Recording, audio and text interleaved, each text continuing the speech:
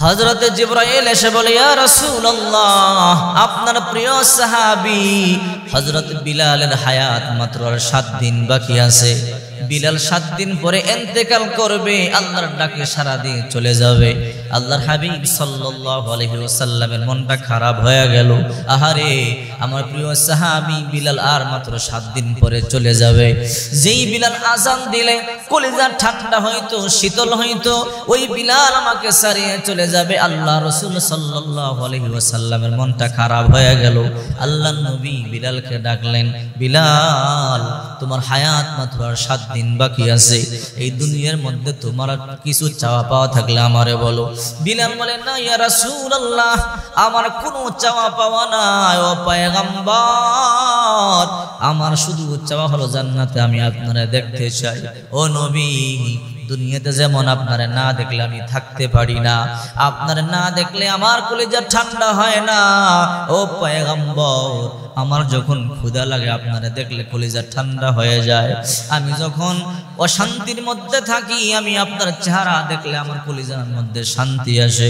পয়গম্বর, দুনিয়ার মধ্যে যেমনে 24টা ঘন্টা আমি আপনার পাশে ছিলাম, জান্নাতেও আমি আপনার পাশে থাকতে চাই। আল্লাহর হাবিব বললেন, বিলাল, তোমার একটা সুন্নাত বাকি আছে। নবী, কোন সুন্নাত? বিলাল, এখনো পর্যন্ত তোমার বিবাহ হয় নাই, তুমি একটা বিবাহ করো। বিলাল বললেন, নবীজি, আমি কালো, দেখতে সুন্দর, অশিক্ষিত, গণ্ডমূর্খ। ও নবী, আমি গোলামের ঘরে গোলাম, টাকা নাই, পয়সা নাই, ঘর নাই, বাড়ি নাই, আমাকে কে বিবাহ দিবে? আল্লাহর হাবিব বললেন, বিলাল, এই সুন্নাতটা বাকি রেখো না, তুমি ইন্তেকাল করবে, আর মাত্র 7 দিন সময় বাকি আছে, এই সুন্নাতটা পালন করো। বিলাল চোখের পানিগুলো সারিয়া কান্না করে বলে, ও নবী, আমার কাছে কে মেয়ে বিবাহ দিবে? আল্লাহর হাবিব সাল্লাল্লাহু আলাইহি ওয়াসাল্লাম আলীকে ডাকলেন, হযরত ওমর রাদিয়াল্লাহু তাআলা কে ডাকলেন, আলী, ওমর, যাও যাও, বিলালের জন্য একটা পাত্রী দেখো, আর সত্য কথা বলবা, বিলাল মাত্র 7 দিন হায়াত আছে, 7 দিন পরে বিলালের ইন্তেকাল হয়ে যাবে। হে আলী, ওমর, যাও, এই কথা বলবা, যদি কোনো কন্যা রাজি হয় বিলালের সাথে বিবাহ দেওয়া হবে। হযরত ওমর রাদিয়াল্লাহু তাআলা আনহু, আলী রাদিয়াল্লাহু তাআলা আনহু বের হয়ে গেলেন সন্ধানে, গিয়ে বলে, হে, তোমাদের যুবতী কন্যাকে বিয়ে দিবা? বলে, হ্যাঁ দেব। বলে, কার সাথে? বলে, বিলালের সাথে। বড় খুশি হয়ে গেছে যে বিলাল জান্নাতি সাহাবী। বিলালের দাম কিন্তু কম নয়। আল্লাহর নবী, বিশ্ব নবী মেরাজে গেলেন, জান্নাতে ভ্রমণ করতেছেন।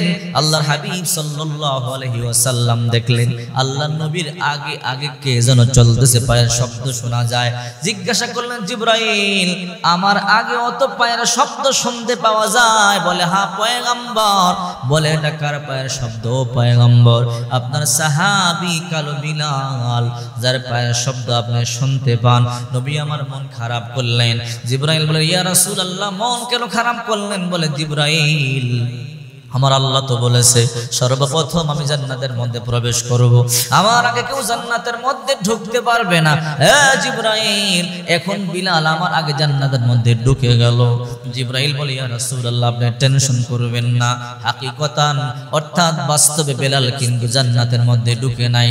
বুঝতে পারলাম না, বুঝায়া বলো। ও পয়গম্বর, এখনো আপনার বিলাল দুনিয়ার মধ্যে আছে। বিলাল এমন ইবাদত বন্দেগী করে, বিলাল কদম ফালায় দুনিয়ায়, তার কদমগুলো চলে জান্নাতুল ফেরদাউসে। বিলাল তো এখনো মদিনায় আছে। ইয়া রাসূলুল্লাহ, বিলাল মদিনার মধ্যেই কদম ফালাইতেছে, আর ওই কদমগুলো জান্নাতে চলতেছে। সুবহানাল্লাহ। আল্লাহর হাবিব সাল্লাল্লাহু আলাইহি ওয়াসাল্লাম দুনিয়াতে আসলেন। মেরাজ থেকে এসে বিলালকে ডেকে বলে, বিলাল, এমন কি আমল করো বলো? বলে, পয়গম্বর, কেন? রে বিলাল, জান্নাতে আমি আমার আগে আগে তোমার পায়ের শব্দ শুনতে পাইছি, আমি তোমার ছায়া দেখতে পাইছি। বিলাল চোখের পানিগুলো সারিয়া কান্না করে, ও পয়গম্বর, এমন আমল আমার নাই যে আমলের কারণে এত ইজ্জত আল্লাহ আমার দিতে পারে। ইসলাম কবুল করবার পরে আমি এমন কোন আমল করতে পারি নাই। আমি তো গোলামের ঘরে গোলাম, আমার কাজ করতে করতে সময় চলে যায়, আমি ঠিক মতো ইবাদত বন্দেগীও করতে পারি না। আল্লাহর নবী তখন বলল, বিলাল, মনে করে দেখো কোন আমলটা তুমি বেশি বেশি করো। বিলাল বলে, পয়গম্বর, একটা আমল আমি করবার চেষ্টা করি, যে আমলটা কন্টিনিউ করি ইসলাম কবুল করবার পর থেকে অদ্যাবধি পর্যন্ত, ওই আমলটা আমি সারি নাই। আল্লাহর হাবিব বলল, কি আমল? ও পয়গম্বর, আমি যখন নামাজ আদায় করবার জন্য ওযু করি, 2 রাকাত তাহিয়াতুল ওযুর নামাজ আদায় করি, 2 রাকাত নফল নামাজ আদায় করি, আমি আমার মালিকের শুকরিয়া আদায় করি। আল্লাহর হাবিব বলল, বিলাল, এই কারণে আল্লাহ তাআলা তোমার ইজ্জত সম্মান এত বাড়া দিছে রে বিলাল, আমি জান্নাতের মধ্যে দেখলাম আমার আগে আগে তোমার পায়ের শব্দ শোনা যায়। চিন্তা করেন, বিলাল কালো হতে পারে, গোলামের ঘরে গোলাম হতে পারে, গণ্য মূর্খ হতে পারে, কিন্তু বিলালের দাম আল্লাহর দরবারে কত বেড়ে গেছে। এই জন্যই তো বিশ্ব নবী মুহাম্মদুর রাসূলুল্লাহ সাল্লাল্লাহু আলাইহি ওয়াসাল্লাম বলেন, ইন্নাল্লাহা লা ইয়ানজুরু ইলা সুওয়ারিকুম ওয়া আমওয়ালিকুম ওয়ালাকিন ইয়ানজুরু ইলা কুলুবিকুম ওয়া আমালিকুম। আল্লাহ তোমাদের সূরত দেখেন না, তোমাদের ধন সম্পদ দেখেন না, আল্লাহ তাআলা দেখেন শুধু তোমাদের ঈমান আর আমল। মৃত্যুর পরে গাড়ি কোনো কাজে আসবে না, বাড়ি কোনো কাজে আসবে না, শিক্ষকতা যোগ্যতা কোনো কাজে আসবে না, টাকা পয়সা ধন সম্পদ কোনো কাজে যাবে না। মৃত্যুর পরে কবরে যাবে শুধু ঈমান আর আমল। এই জন্য কবি বলেন, ইমারত রাবরি বরাসমা आके बजीरे जुमी गर्दीने हाँ गर चोरस्तम शौकत जुरद बुआत चाहे चुबहरा में दरगुरद बुआत। बिल्डिंग बनाइते बनाइते आसमान पर्यन्त যদি বিল্ডিং বানাও, শেষ পর্যন্ত একতলা বিল্ডিং তোমার কবরে যাবে না। এই জন্য সাবধান হে যুবক, নামাজ পড়ো, হক কথা বলো, কখনো হারাম সুদ ঘুষ খাবে না। কারণ বিশ্বনবী মুহাম্মদুর রাসূলুল্লাহ সাল্লাল্লাহু আলাইহি ওয়াসাল্লাম বলেন, লা ইয়াদখুল জান্নাত জাসাদুন গুদিয়া বিল হারাম। হারাম দেহ, হারাম রক্ত, হারাম গোশত কখনো জান্নাতের মধ্যে ঢুকবে না। মানিশতারা বিআশরাতি দারাহিম ফিহি দিরহাম হারাম লাম ইয়াকবালিল্লাহু সালাতাহু। 10 দিরহাম দিয়ে অর্থাৎ 10 টাকা দিয়ে কাপড় খরিদ করলেন, এর মধ্যে 1 টাকা হারাম আছে। আল্লাহর হাবিব সাল্লাল্লাহু আলাইহি ওয়াসাল্লাম বলেন, ওই যদি পোশাক পরে নামাজ আদায় করো, কিয়ামত পর্যন্ত নামাজ আদায় করলেও 1 রাকাত নামাজ আল্লাহর দরবারে কবুল হবে না। এই জন্য হালাল রিজিক ভক্ষণ করা লাগবে। নবীজি মক্কা কাবা ঘরের সামনে সাহাবীদেরকে নিয়ে বসা, এক ব্যক্তি কাবা ঘরের সামনে এসে চোখের পানি ছেড়ে কান্না করতেছে, আউলাকেশ পাগল বেশ, ইয়া রব ইয়া রব। রাসূলুল্লাহ বললেন, দেখো এই ব্যক্তি যতই কান্না করে, যতই দোয়া করে, আল্লাহ তার দোয়া মঞ্জুর করবে না, আল্লাহ তার কান্না কবুল করবে না। সাহাবায়ে কেরাম বলল, কেন ইয়া রাসূলুল্লাহ? বলে, তার খাদ্য হারাম, বস্ত্র হারাম, পোশাক হারাম, সে যদিও কাবার গিলাফ ধরে ইয়া রব বলে, আল্লাহ তাআলা কখনোই তার দোয়া কবুল করবে না। এই জন্য আল্লাহ রাসূল সাল্লাল্লাহু আলাইহি ওয়াসাল্লাম বলেন, টাকা পয়সা ধন সম্পদের কোনো দাম আল্লাহর কাছে নাই, আল্লাহর কাছে দাম হইল ঈমান আর আমলের। দেখেন না, হযরতে বিলাল কালো হতে পারে, গণ্য মূর্খ হতে পারে, গোলামের ঘরে গোলাম হতে পারে, অশিক্ষিত হতে পারে, গরীব আর ফকির হতে পারে, আল্লাহর দরবার এতটাই দাম বেড়ে গেছে, নবীজি বলে, আমি জান্নাতে আমার আগে আগে বিলালের পায়ের শব্দ শুনতে পেয়েছি। হযরত আলী রাদিয়াল্লাহু তাআলা আনহু এক ব্যক্তিকে জিজ্ঞাসা করলেন, আপনার যুবতী কন্যা সন্তান আছে? বলে, হ্যাঁ কন্যা আছে। বিবাহ দিবেন? বলে, কার সাথে? বলে, কালো বিলাল। আল্লাহ রাসূল সাল্লাল্লাহু আলাইহি ওয়াসাল্লামের সাহাবী। ওই ব্যক্তি খুশি হয়ে গেল, আহারে বিলাল এমন একজন সাহাবী, জান্নাতের সুসংবাদ প্রাপ্ত সাহাবী, তার সাথে মেয়ে বিবাহ দিলে তো আমারই ভালো, আমার মেয়েটাও জান্নাতে যাবে। হ্যাঁ দেব। আলী বললেন, তাহলে শর্ত আছে। বলে, কি শর্ত? শুনেন। বলে, মাত্র হায়াত 7 দিন বাকি আছে। এই সংবাদ শুনবার পরে বলল, না না, আজকে আমার মেয়েটাকে বিবাহ দেব, 7 দিন পরে বিলাল মরিয়া যাবে, আমার মেয়েটা বিবাহ দেওয়ার পরে বিধবা হয়ে যাবে, এরপর আমার মেয়েটার কি হবে? এই সংবাদ শুনবার পরে কোনো পিতা রাজি হয় না। হযরত বিলাল রাদিয়াল্লাহু তাআলা আনহু, ওমর রাদিয়াল্লাহু তাআলা আনহু আরেক বাড়িতে গেলেন, গিয়ে বলল, ভাই তোমার কি যুবতী কন্যা সন্তান আছে? শুনলাম তোমার একটা যুবতী কন্যা সন্তান আছে। বলে, হ্যাঁ কন্যা সন্তান আছে।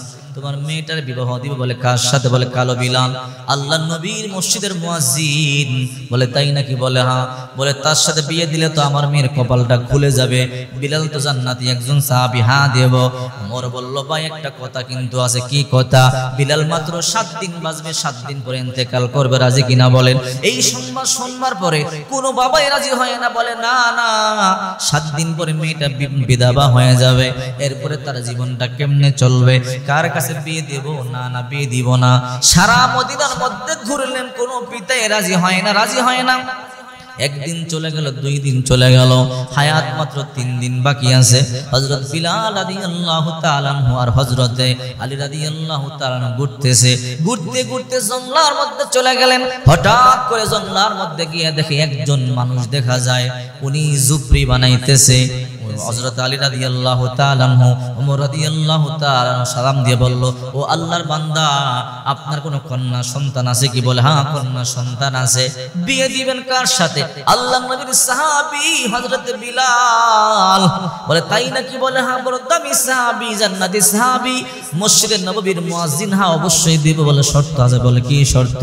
বলে হায়াত মাত্র 3 দিন বাকি আছে। বলে তাই নাকি? বলে হ্যাঁ। বলে না না, 3 দিন হায়াত, বিয়ে দিব না। 3 দিন পরে যখন বিলাল মরে যাবে, আমার মেয়েটা বিধবা হবে, এরপর আমি আমার মেয়েটাকে আর কার সাথে বিবাহ দেব? এই কথা বলবার পর হযরত বিলাল, হযরতে আলী রাদিয়াল্লাহু তাআলা আনহু, হযরত ওমর রাদিয়াল্লাহু তাআলা আনহু বুক ভরা বেদনা নিয়ে চোখের পানি সারিয়া চলে আসে।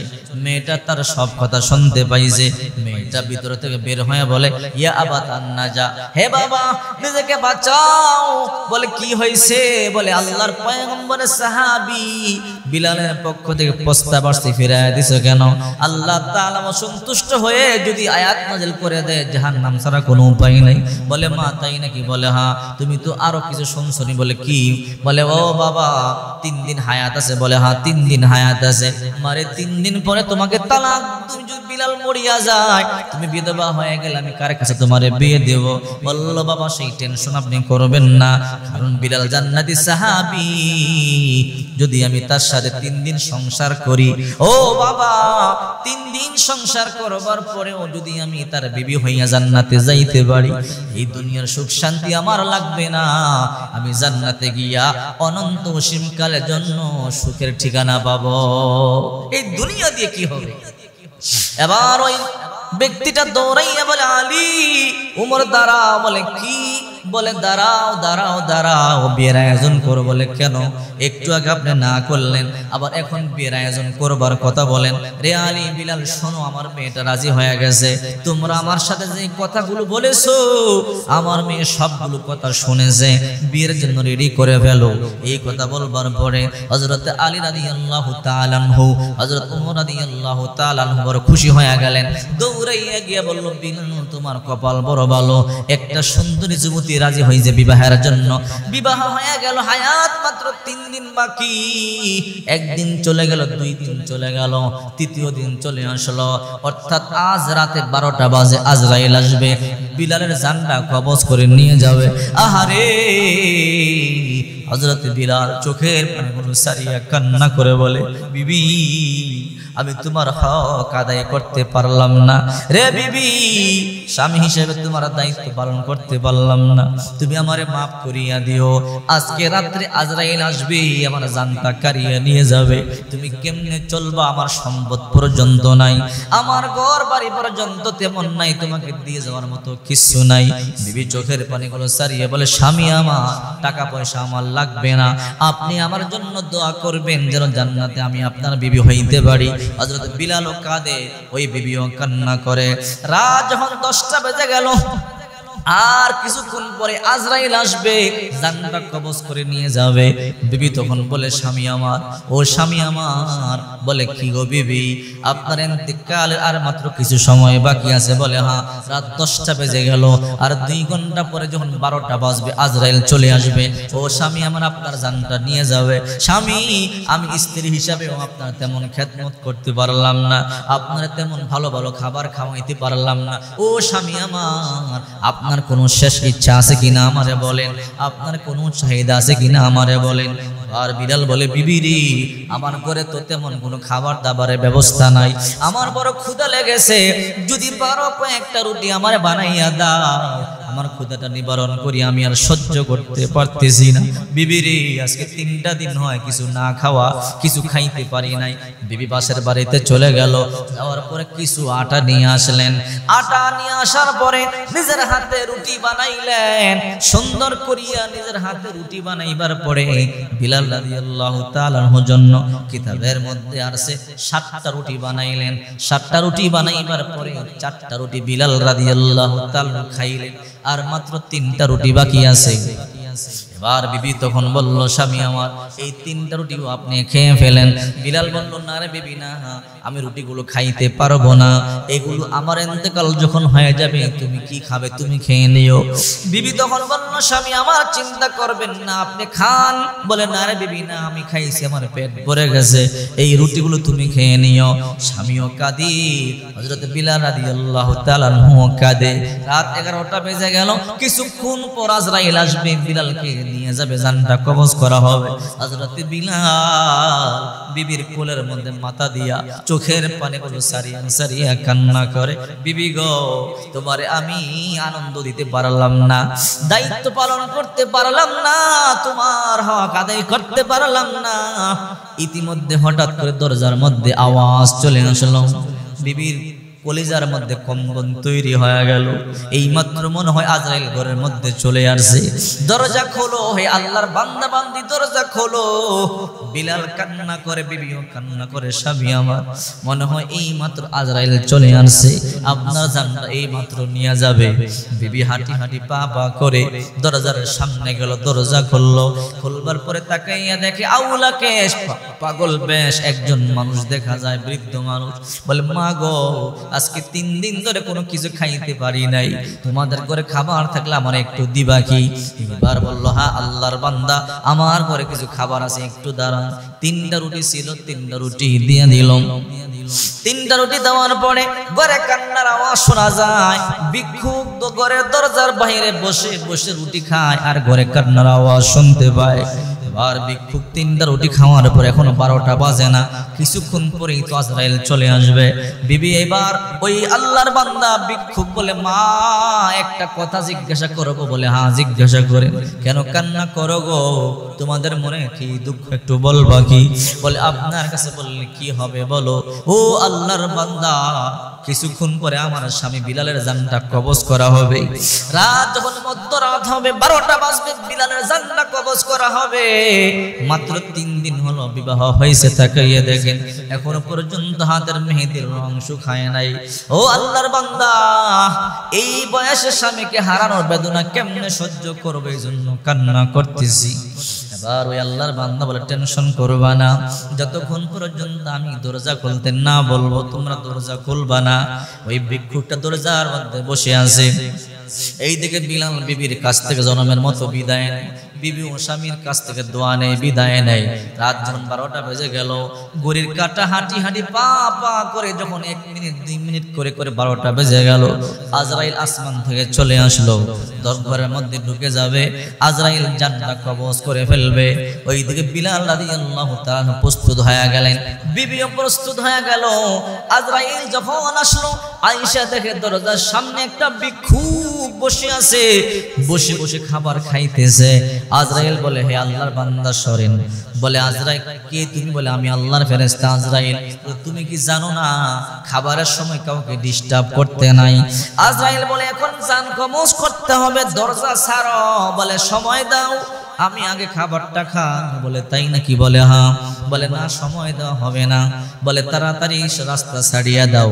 এবার ওই ভিক্ষুক বলতেছে, না সময় দেওয়া হবে, একটু সময় দাও, আমি খাবারটা খেয়ে নি, কথা আছে। বলে, না না সময় দেওয়া যাবে না। ওই ভিক্ষুক দাঁড়ায় গেল, দাঁড়াইবার পরে আজরাইল বলে, সময় নাই, দরজা ছাড়ো, ভিতরে ঢুকবো, সময় ওভার হয়ে যাচ্ছে। বলে, না না দেওয়া যাবে না। দস্তাদস্তি শুরু হয়ে গেল। আজরাইল ভিক্ষুককে একটা চর মেরে দিল। ভিক্ষুক হাতটা ধরে বলে, আজরাইল সাবধান সাবধান, আরেকটা চর দিবা না, আরেকটা চর দিলে কিন্তু বিলালের কিয়ামত পর্যন্ত তোমাকে আর জান কবজ করতে দেওয়া হবে না। কি বলো? বলে, হ্যাঁ। বলে, কে তুমি? বলে, আমাকে তুমি চিনবা না। হে আজরাইল, তুমি কি জানো না কোন ব্যক্তি যখন কোনো ভিক্ষুককে খাবার খাওয়ায়, আল্লাহ তাআলা হায়াত বাড়ায়া দেয়, তার রিজিক বাড়ায়া দেয়। বলে, হ্যাঁ আমি তো শুনেছি। বলে, আজকে বিলাল আমাকে 3টা রুটি দিছে। আরে আজরাইল, বিলাল 3টা রুটি আমারে খাওয়াইছে। আল্লাহ তাআলা তো নিজে ওয়াদা দিছে, নবীও ওয়াদা দিছে, যখন কেউ দান করে আল্লাহ রিজিক বাড়ায়া দেয়, আল্লাহ হায়াত তার বাড়ায়া দেয়। আজকে এই আজরাইল শোনো, বিলালের ঘর থেকে 3টা রুটি আমি খাইছি, 3 দিন পর্যন্ত অনাহার, একটু পানি পর্যন্ত পাই নাই। আজকে যেই ঘর থেকে এত বড় সাহায্য করলো, আমার প্রাণটা বাঁচাইলো, ওই ঘরে কান্নার রল পড়তে আমি দিতে পারি না।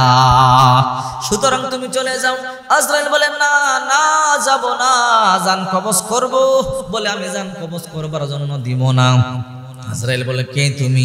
বলে আমার পরিচয় আল্লাহর কাছ থেকে নিয়ে নিও। আজরাইল দৌড়ে আল্লাহর দরবারে চলে গেল। আল্লাহর দরবারে যাওয়ার পরে বলে আল্লাহ আপনি সবকিছু দেখেন এবং শুনেন, দেখেন একটা পাগল দরজার সামনে বসে আছে, জান কবজ করবার জন্য দিতেছে না।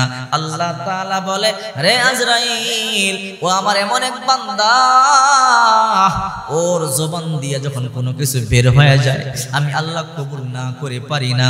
বলে তাই নাকি? বলে হ্যাঁ, এই জমিনের মধ্যে এমন কিছু আল্লাহর ওলি আছে, আকসামু আলাল্লাহিল আবার, ওরা যখন জবান দিয়ে কোনো কিছু বের করে আল্লাহ তাআলার সাথে সাথে কবুল করে ফেলে। রে আজরাইল যাও যাও, আমার যে বান্দাটা দরজার মধ্যে বসা ভিক্ষুক, ওই ভিক্ষুককে গিয়া বলো কতদিন হায়াত দিতে হবে বিলালকে। যতদিন হায়াত বিলাল চায় ততদিন হায়াত তাকে দিয়ে দেওয়া হবে। আজরাইল বলে আল্লাহ কি বলেন? বলে হ্যাঁ। আজরাইল দৌড়াইয়া চলে আসলো। আসবার পরে বলে ভিক্ষুক কতদিন হায়াত বিলালকে দিলে তুমি সন্তুষ্ট? বলো। বলে 1 দিন নয়, 2 দিন নয়, বিলালকে 70 বছর পর্যন্ত হায়াত বাড়ায়া দিতে হবে। চিন্তা করে দেখেন, আল্লাহ পাক রব্বুল আলামিন এই জন্যই তো বলেন আলা ইন্না আউলিয়া আল্লাহ লা খাউফুন আলাইহিম ওয়ালা হুম ইয়াহজানুন। আল্লাহর ওলি যারা, এদের ভয় নাই, চিন্তা নাই। আল্লাহ পাক রব্বুল আলামিন এদের বন্ধু হয়ে যায়। হাদিসের কিতাবের মধ্যে আছে আল্লাহর ওলি যারা হয়ে যায়, এদের কানের সাথে আল্লাহর কান মিলে যায়, এদের পায়ের সাথে আল্লাহর কুদরতি পা মিলে যায়, এদের হাতের সাথে আল্লাহর কুদরতি হাত মিলে যায়, এদের চোখের সাথে আল্লাহর কুদরতি চোখ মিলে যায়।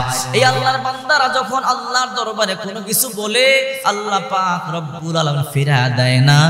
আল্লাহ পাক রব্বুল আলামিন জবান দিয়ে বের হতে দেরি মুহূর্তের মধ্যে তা কবুল করে নেয়।